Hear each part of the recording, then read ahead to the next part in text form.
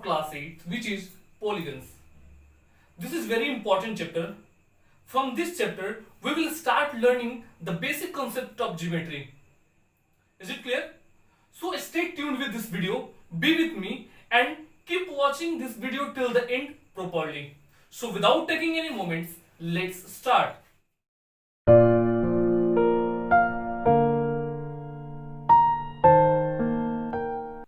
So now, before coming to this point polygons, we have to know some other topics that I am going to deliver here. Okay, so let's see कि topics है क्या. तो polygon से पहले हमें क्या जानना होगा? हमें जानना होगा कर्व के बारे में, क्योंकि इसके कुछ टॉपिक्स ऐसे हैं जिनको बताने के बाद से आप पॉलीगन को अच्छे से समझ पाएंगे. ठीक है, तो सबसे पहले मैंने लिखा है कर्व. कर्व क्या होता है? तो सपोज देखिए, ये एक मार्कर है, हमने मार्कर उठाया और यहां से डायग्राम बनाना शुरू किया. कुछ भी, किसी भी तरह का डायग्राम, चाहे क्लोज हो, ओपन हो, इंटरसेक्टिंग कर रहा हो, व्हाटएवर, किसी भी तरह का हमने डायग्राम ड्रॉ कर लिया. This all are curve. बात आ रही समझ में? मैंने कोई भी डायग्राम किसी भी तरह का मैंने ड्रॉ कर लिया, उसको बोलते हैं कर्व. ठीक है, तो कर्व को क्या बोल सकते हैं? कोई भी फिगर जो किसी भी प्लेन सरफेस पे एक शार्प पेंसिल के हेल्प से, हम पेंसिल को बिना लिफ्ट किए, उठाए हुए अगर ड्रॉ कर लेते हैं, उसको कर्व बोलते हैं. ठीक है, a figure traced out on a plane surface with the help of a sharp pencil without lifting it is called a curve. Is it clear? मैंने क्या बोला? कोई भी कर्व को हम कैसे बना सकते हैं? किसी भी पेंसिल के हेल्प से उसको बिना लिफ्ट किए हुए प्लेन सरफेस पे हम जो भी ड्राइंग करते हैं वो एक कर्व होता है. बात आ रही समझ में? तो ये रहा कर्व. आइए पहले मैं इसकी डेफिनेशन को लिखता हूं. मैं जो भी डेफिनेशन लिखूंगा आप वन बाय वन करके उसे लिखते जाएंगे. क्लियर? तो आइए पहले इसको लिखते हैं. क्या लिखेंगे इसको? A figure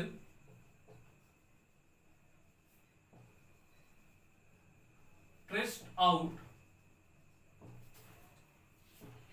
on a plane surface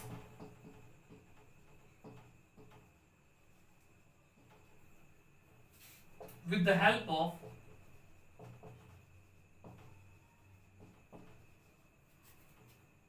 a sharp pencil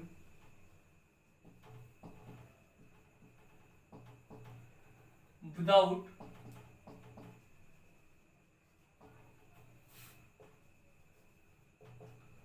lifting it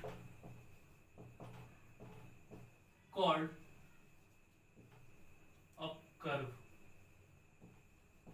ठीक है, मैंने लिखा a figure traced out on a plane surface with the help of a sharp pencil without lifting it called a curve. ठीक है, अब मैं figure बनाता हूं. जैसे सपोज एक ये हो गया, ठीक है, एक ऐसे हो गया, एक ऐसे हो गया, एक ऐसे हो गया.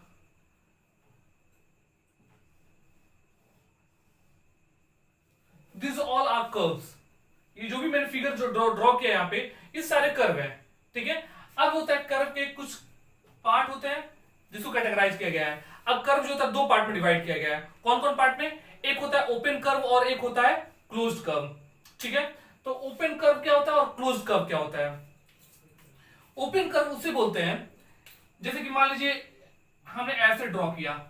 ठीक है, हमने इसको ऐसे ड्रॉ कर दिया, हमने इसको ऐसे ड्रॉ कर दिया, हमने इसको ऐसे, ये जो भी मैंने ड्राइंग किया, ये क्या होते हैं? ओपन कर्व होते हैं. तो ओपन कर्व क्या होते हैं कि जब इसके स्टार्टिंग पॉइंट और एंड पॉइंट एक पास नहीं मिलते हैं. ठीक है, यानी कोई भी कर्व, ऐसे कर्व जिसके स्टार्टिंग पॉइंट और एंड पॉइंट एक पास ना मिले, वह होता है आपका ओपन कर्व. क्या मैंने बोला? ये कौन सा कर्व है? This is a open curve. ठीक है, ओपन कर्व में क्या होता है? किसके स्टार्टिंग पॉइंट और एंड पॉइंट एक दूसरे से कभी नहीं मिलते हैं. ठीक है,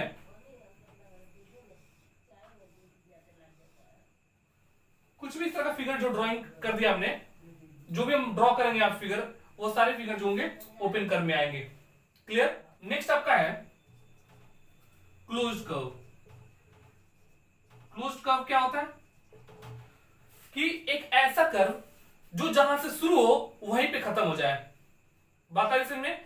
एक ऐसा कर्व जो जहां से शुरू हो और वहीं पे खत्म हो जाए, यानी स्टार्टिंग पॉइंट और एंड पॉइंट दोनों का सेम हो।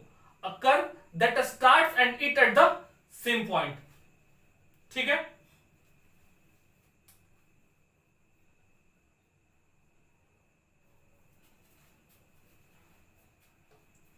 जैसे कि यहां देखिएगा, ये एक मैंने सर्कल बनाया, ठीक है, ये आप देखेंगे जहां से स्टार्ट हो रहा है वहीं पे खत्म हो जा रहा है।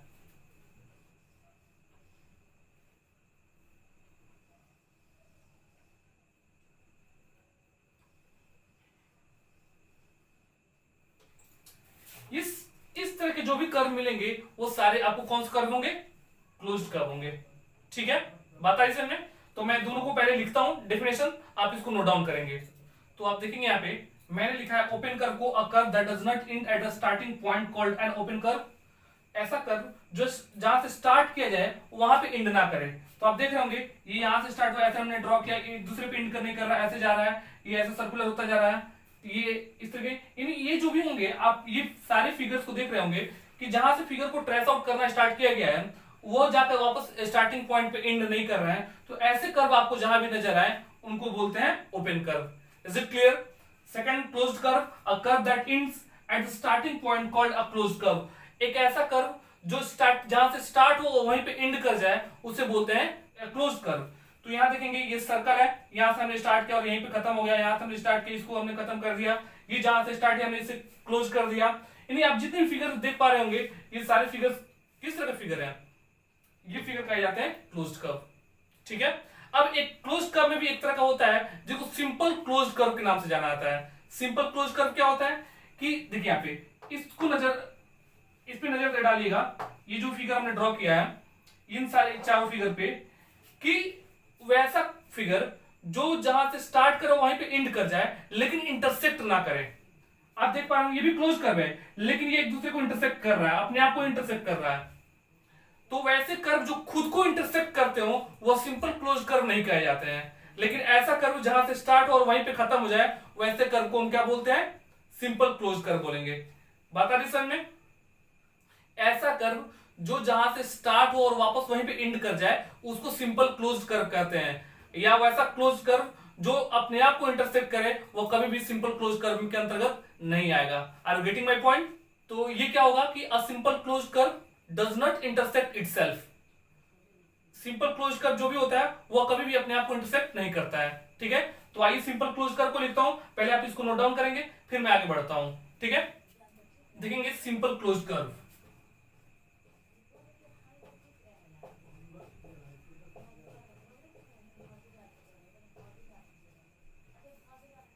सिंपल क्लोज कर्व क्या होता है कि a curve which does not intersect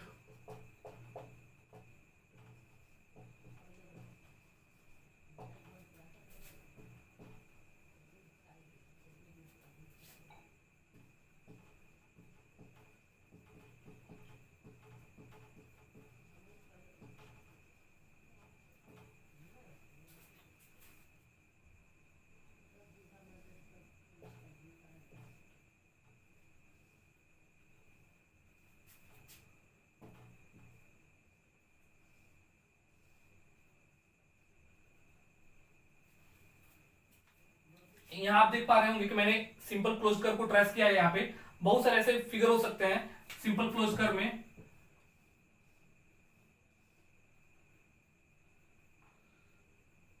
जो आपको दिखाई देंगे। तो सिंपल क्लोज कर्व यही क्लोज कर्व होता है जो एक अपने आप को कभी भी इंटरसेक्ट नहीं करता है। तो वैसे क्लोज कर्व जो इंटरसेक्ट कर जाए वो कभी भी सिंपल क्लोज कर्व नहीं होते हैं, और इस तरह के जो भी आपको कर्व नजर आएंगे वो सारे सिंपल क्लोज कर्व कहे जाएंगे। ठीक है, तो ये रहा हमारा सिंपल क्लोज कर्व के बारे में। अब आइए जो हमारा टॉपिक है यानी जो चैप्टर का नाम है पॉलीगन, उसको हम देखते हैं कि पॉलीगन होता क्या है।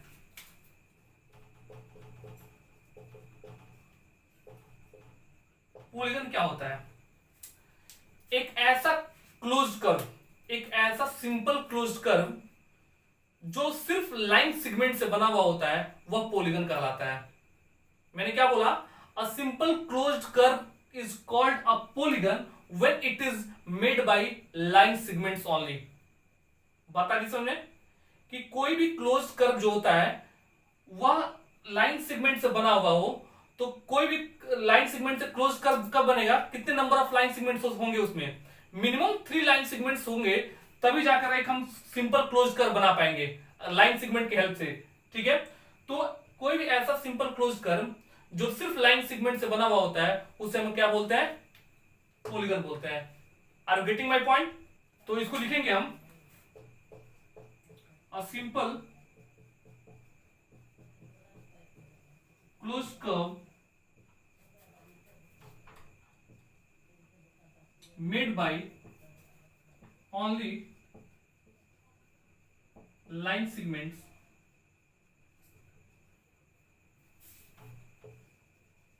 called a polygon। ठीक है, एक ऐसा सिंपल क्लोज्ड कर्व जो सिर्फ लाइन सेगमेंट से बना हुआ होता है उसे पॉलीगन कहते हैं। अब किसी पॉलीगन को बनाने के लिए आपको मिनिमम 3 लाइन सेगमेंट चाहिए। नोट में आप लिख लेंगे एटलीस्ट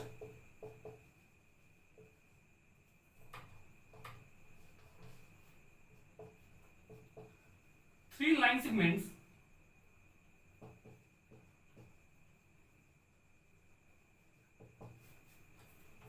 required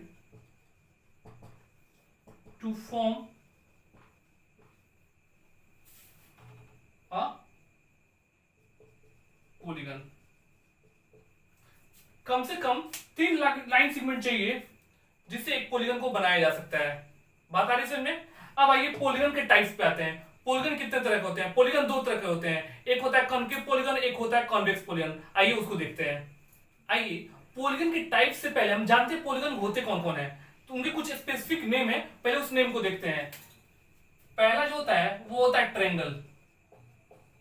ठीक है, क्वाड्रिलेटरल, कुछ मैं नाम लिख रहा हूं यहां पे पॉलीगन्स का।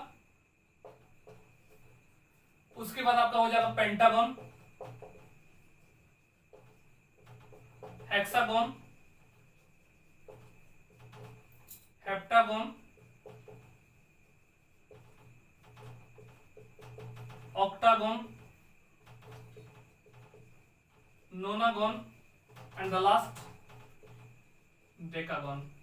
यानी इस जो मैंने नेमिंग किया है triangle, quadrilateral, pentagon, hexagon, heptagon, octagon, नोनागन and decagon, इसमें ट्रायंगल में 3 साइड्स होते हैं, क्वाड्रिलेटर में 4 साइड्स होते हैं, पेंटागन में 5 साइड्स होते हैं, हेक्सागन में 6, हेप्टागन में 7, ऑक्टागन में 8, नोनागन में 9 एंड डेकागन में 10। These are the number of sides in the given of each type of a polygon। Clear? तो triangles contain 3 sides, quadrilateral contains 4 sides, pentagon contains 5 sides, hexagon contains 6 sides। Side means number of line segments required to form such kind of polygon। Is it clear? तो इन polygons को बनाने में इतने ये सारे number of line segments की requirement होती है। बात आ रही है समझे? अब आइए टाइप्स ऑफ पॉलीगन पे आते हैं। Types of polygon,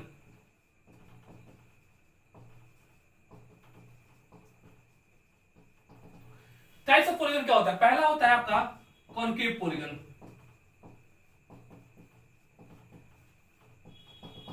concave polygon क्या होता है?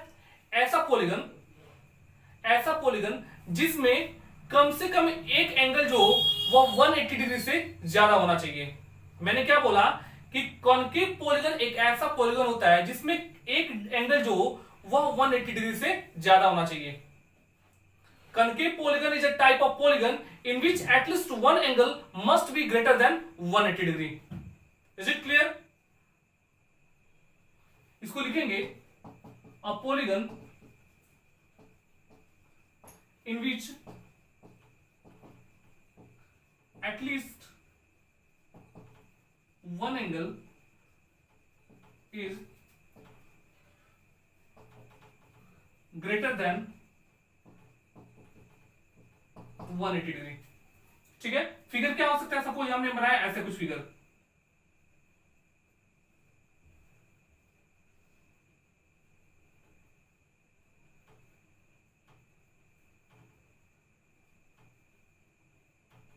आप देख पा रहे होंगे ये वाला एंगल जो होगा ये क्या है 180, मान लेते हैं ये आपका है 270 डिग्री का, तो ये क्या है 180 से ज्यादा है। तो ऐसे एंगल जिसमें कम, ऐसे पॉलीगन जिसमें कम से कम एक एंगल हो ऐसा हो जो 180 डिग्री से ज्यादा हो, वह क्या कहलाता है, कॉन्केव पॉलीगन कहलाता है। ठीक है, एक और एग्जांपल देखते हैं हम।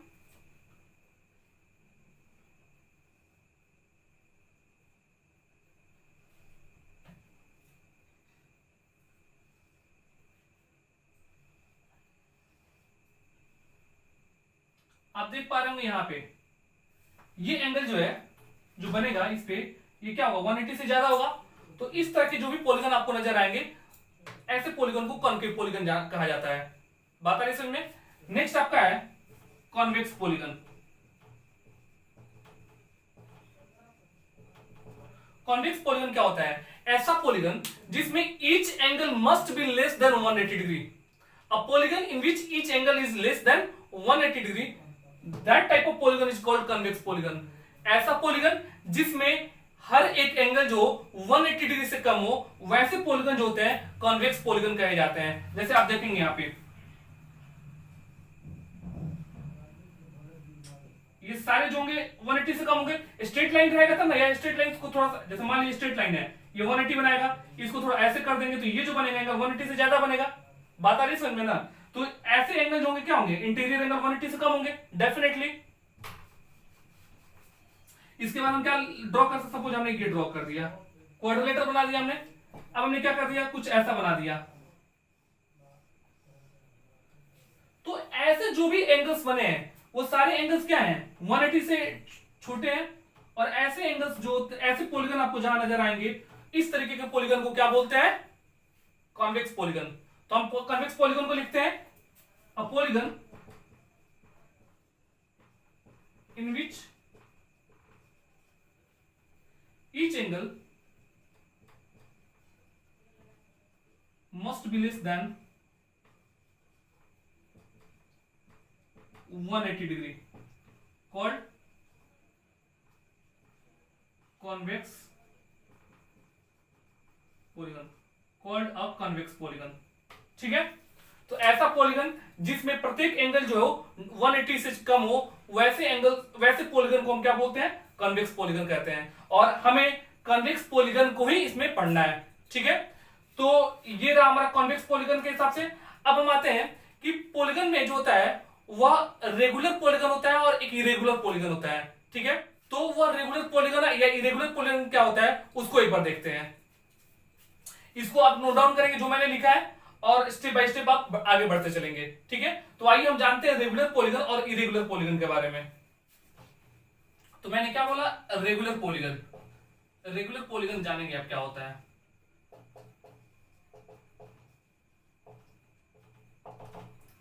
ऐसा पॉलीगन जिसमें सारे साइड्स और सारे एंगल आपस में इक्वल हो, वे उस तरह के पॉलीगन जो होते हैं वह रेगुलर पॉलीगन कहे जाते हैं। A polygon in which all sides and all angles are equal, that type of polygon are called regular polygon. Is it clear.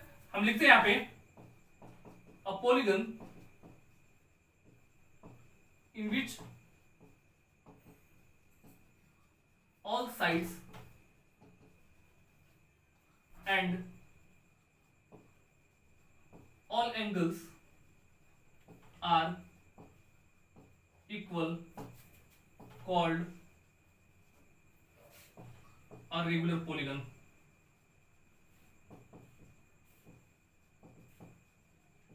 Is it clear. अब एग्जांपल में देखते हैं, हमने एक ड्रॉ किया equilateral triangle in which all sides are equal and all angles are equal. हमने एक बनाया स्क्वायर, स्क्वायर में सारे साइड्स इक्वल होते हैं, each angle is 90 degree. Equilateral triangle में ईच एंगल कितने होते हैं 60 डिग्री के होते हैं। ठीक है,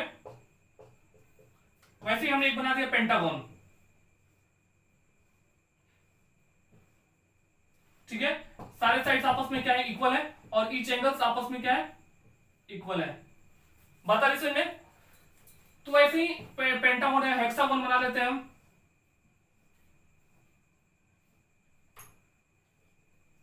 इस तरह जो भी आपके फिगर नजर आएंगे रेगुलर फिगर कहे जाएंगे, यानी रेगुलर पॉलीगन इसको बोलेंगे।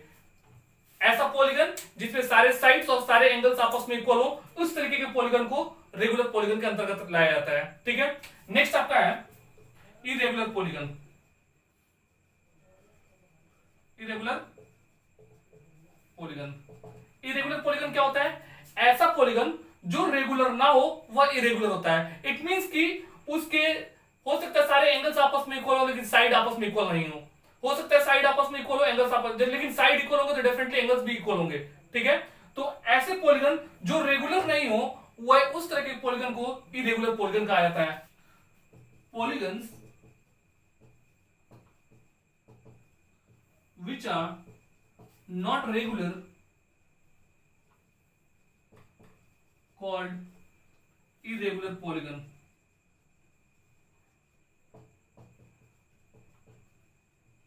ठीक है, ऐसे पॉलीगन जो रेगुलर ना हो उनको इरेगुलर पॉलीगन कहा जाता है। ठीक है, अब देखेंगे इरेगुलर पॉलीगन क्या होता है।